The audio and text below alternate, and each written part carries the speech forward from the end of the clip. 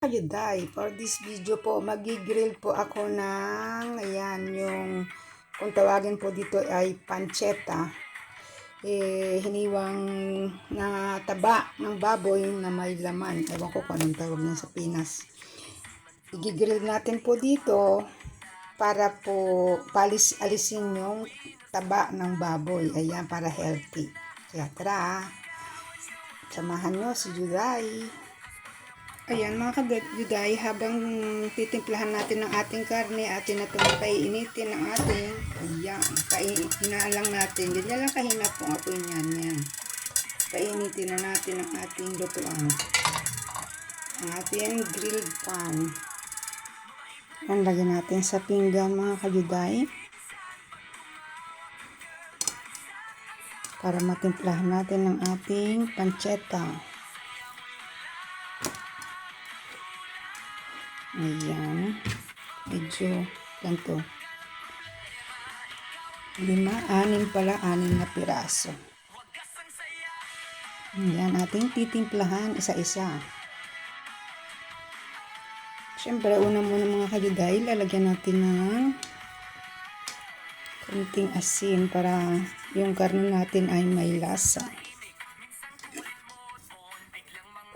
Konting asin lang mga kajuday. Kasi kung iluluto natin agad na walang asin, yan, kaya titimplahan na natin ang ating karne.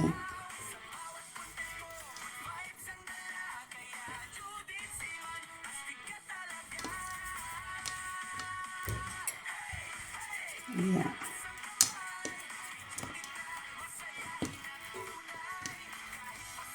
Tsaka mamaya ko na sila lalagyan ng seasoning, yung rosemary, para mabango yung karne. Ayan mga kajuday, tingnan natin kung magkaroon na ng crystal ball. Ibig sabihin mainit na po yung ating pan. Ayan, bibisikan ko ng tubig. Yan, nakita nyo diba? Ayan. Ibig sabihin po ay mainit na po yung ating grilled pan. Ayan, ito lang natin silang mawala. Ayan o. Para silang mga bunga, ano yung tawag noon? Bulang kristal. Ayan, nagsama-sama na. So mga kajuday, lalagyan na natin ang ating karne.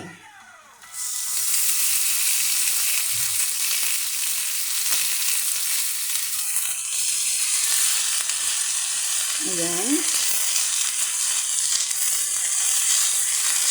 Hindi natin siguro ilalagay lahat kasi malaki yan.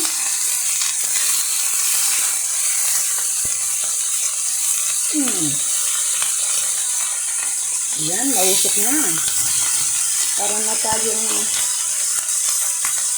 ayan mga kajuday, atin na pong balik ka rin.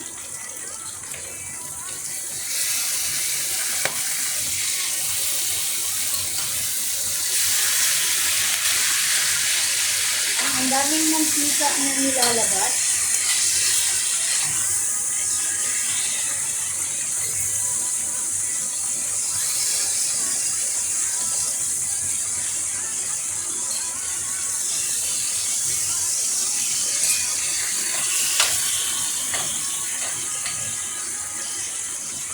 Yan, pwede pa natin ilagay yung isa pang natira.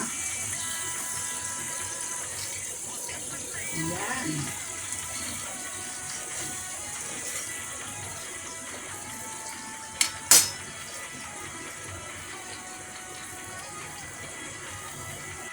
Yan mga kajuday, una muna maglalagay po ako ng rosemary para mabango po yung ating karne. Ayan.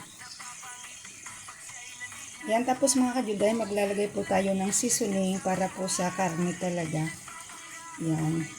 Halo-halo na po ito. May asin, paminta, yung mga pabango sa karne. Ayan. Same din po ang gagawin natin pati sa kabila mamaya. Ayan mga kajuday, grabe ang inilabas na mantika, o parang binuhusan po siya ng kalahating litro na mantika. Ayan, lubog na sa mantika. Sa sarili niya mantika mga kajuday.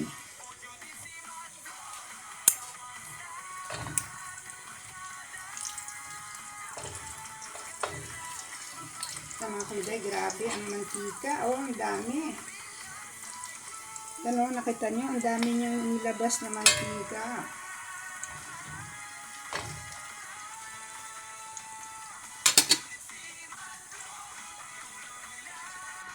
Ayan mga kajuday, ngayon ilalagay natin dito sa tissue po para masipsip po yung mantika ng ating karne. Ayan, pasipsipin lang natin. Tapos mamaya niyan, mag-prepare tayo ng suka na may bawang. Ayan mga kajuday, nasipsip na po ng tissue ang mantika po ng ating pork belly, grilled pork belly. Ayan. Tapos yan, isi-share ko sa inyo kung gaano karaming mantika ang inilabas ng ating pork belly. Ayan.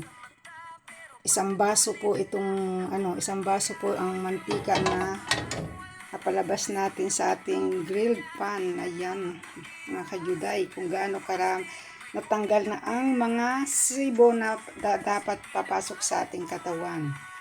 Ayan mga kajuday, ito na po yung ating lutong pork belly, grilled pork belly po. Ayan, plus ng ating sausawan, suka, bawang at paminta at konting asin. Ayan, maraming salamat po. Sana nagustuhan nyo uli yung share ko ngayong na aking luto. Maraming salamat at sana naman po ay subscribe my YouTube channel. Click the button para updated pa po kayo sa mga susunod ko pang iluluto at mga iba-vlog. Maraming salamat. Ciao, ciao.